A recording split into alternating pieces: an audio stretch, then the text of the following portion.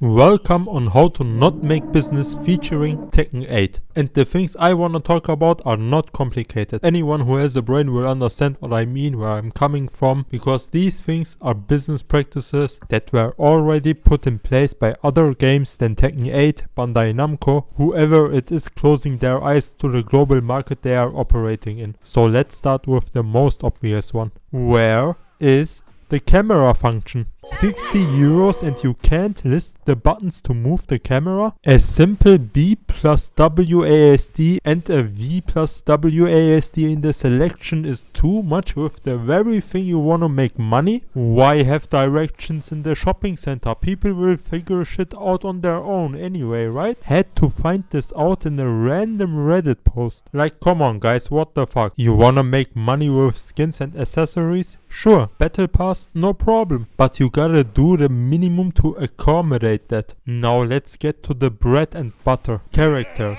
Oh hey guys, this is Bandai Namco. And we think we are above the billion-dollar company called Riot Games. So being able to practice characters that you don't own in a competitive game, we don't think so. 60 euro without the side of a feature that every other free competitive game has. League, Deadlock, Overwatch, Marvel Rivals. And don't give me the excuse these aren't fighting games. They all operate in the same market. They are all competitive games. They are all product of entertainment. And what is entertainment? At the end of the day, it's an experience. The experience you got from one competitive game to another is the same with different mechanics. Just that all the other games are for free while Tekken costs 60 euro without basic features that the other ones have. Oh, if that's not enough, how about not being able to playtest the character before buying? Sounds like the future of selling to me. I'm sure shoe stores will adapt this concept and skyrocket their sales by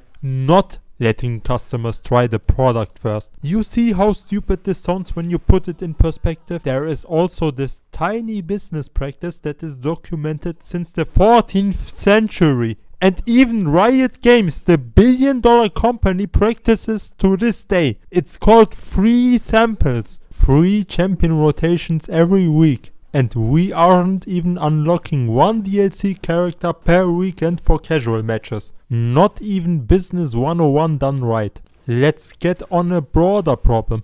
Tekken 8 not being for free. Look, I paid for this game as well, but in all honesty, at least PvP content should be for free. Unrated as well as practice mode, maybe even ranked.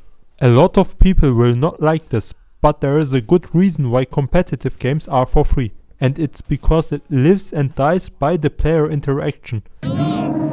So making it more accessible to everyone is better for the game's health and for the company's wallet, since it will act as a gateway for the PvE content. You know the free sample thing I mentioned earlier? Yeah, they be doing that to lure in people for other stuff to sell. I know, what a shocker. Call of Duty did the same with Warzone, which became for free, acted then as a gateway to buy multiplayer, campaign and zombies. If you have a more accessible game, you will have an easier time with advertisements, collabs for brand deals, as average player numbers will naturally be higher.